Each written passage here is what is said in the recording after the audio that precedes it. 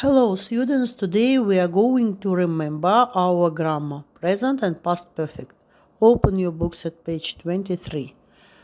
Let's remember the rules. Present perfect is formed with the auxiliary verb have or has plus past participle. In negative sentences, we add the particle not to the verbs have or has. So you will say, I haven't, he hasn't got, for example, and so on.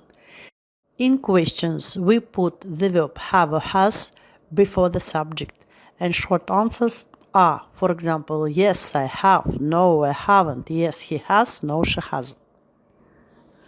We use the present perfect for actions which started in the past and continue up to the present, especially with stative verbs. We also use to talk about a past action which has a visible result in the present. For actions which happened at an unstated time in the past. We also use this tense for recently completed actions for personal experience and changes. The time expressions are already, yet, just, ever, never, for, since, recently, so far. Present perfect continuous is formed with the verbs have, has, plus been, plus the verb with ending ing. In negative sentence, we also add particle not to the verb have or has. In questions, we also put the verb have or has before the subject, and the short answers are the same. Yes, I have, no, she hasn't, and so on. We use this tense to place emphasis on the duration of an action which started in the past and continues up to the present. For an action that started in the past and lasted for some time, it may still be continuing or have finished, but it has left. To express anger, irritation, annoyance, or criticism. Past perfect is formed with the verb had plus past participle of the main verb. In negative sentence, we add particle not to the auxiliary verb had. In questions, we put had before the subject, and our short answers are yes, I had, or no, he hadn't. We use this tense for an action which finished before another past action or before a stated time in the past. Time expressions are the same as in present perfect. Past perfect continuous is formed with the verb had, been, plus the verb with ending ing.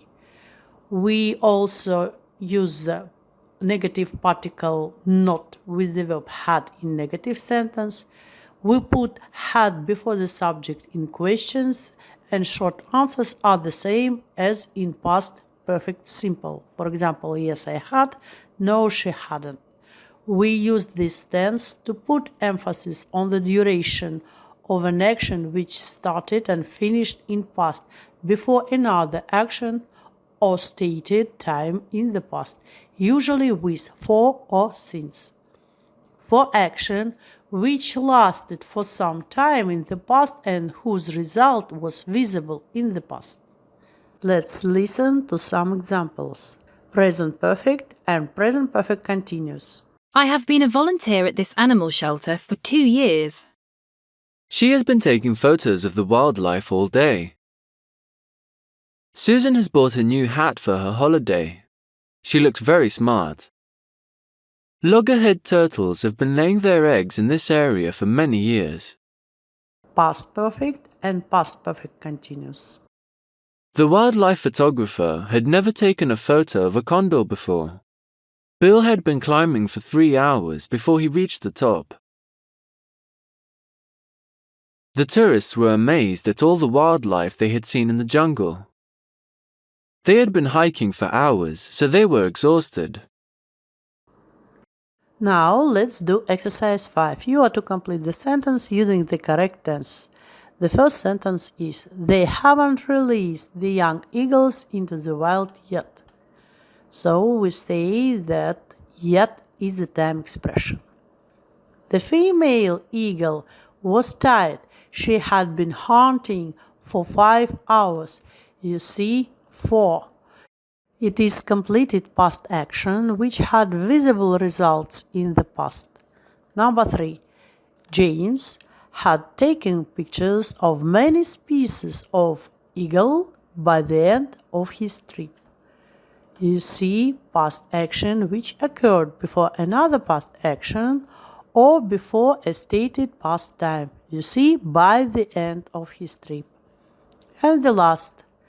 Have the eagles been building their nest for the last 2 weeks? You see, action started in the past and continuing up to the present. Now let's remember the passive voice. We form the passive with the verb to be in the appropriate tense and the past participle of the main verb. Look at the table, we see that they have passive and active forms in different tenses. We use the passive when the person, people doing the action is or are known, unimportant or obvious from their context. Ilalatau National Park in Kazakhstan was created in 1996. We use the passive when the action itself is more important than the person, people doing it, as in use headlines, newspaper articles, advertisements, instructions, formal notice, process, etc. Bad weather has been predicted for tomorrow. We use the passive when we want to avoid taking responsibility for an action or when we refer to an unpleasant event and we do not want to say who or what is to blame. Fortunately, only a few people were injured when the train derailed. We also use the passive when we want to emphasize the agent. The book was signed by the author himself. To make statements more formal or polite. Breakfast is served from 7 a.m. to 11 a.m. in the dining room.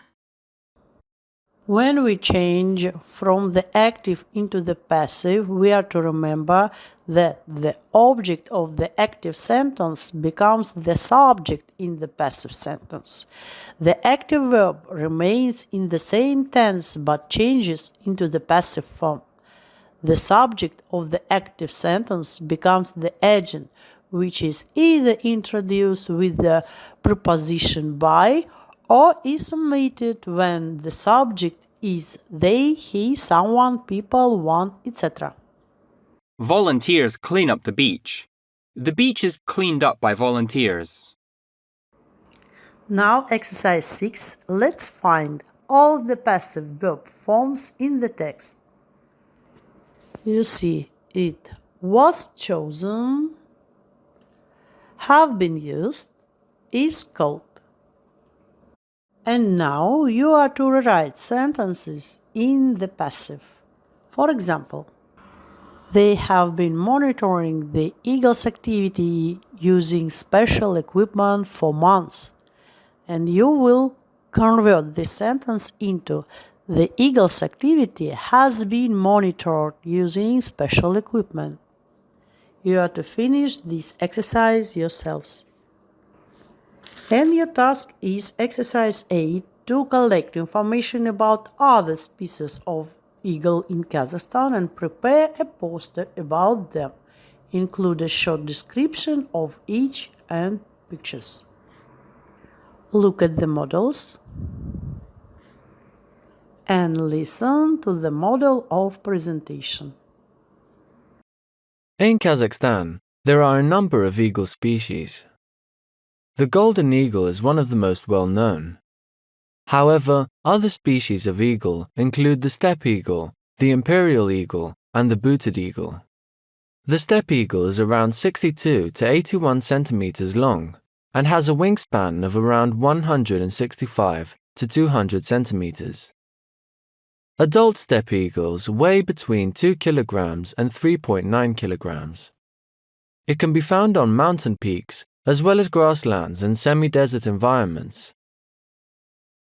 It feeds on small mammals such as squirrels and mole rats. Steppe eagles are endangered.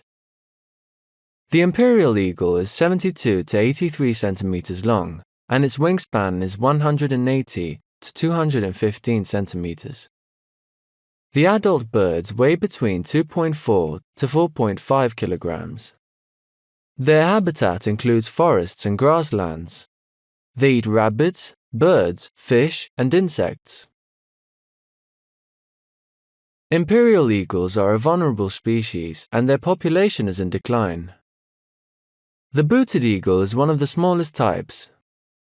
It is 42 to 50 centimeters long, with a wingspan of 113 to 134 centimeters. Adult booted eagles weigh between 635 grams and 1.2 kilograms. They live in forests and grasslands and feed on birds and small mammals. They are not regarded as being a threatened species right now. Aren't the eagles of Kazakhstan amazing?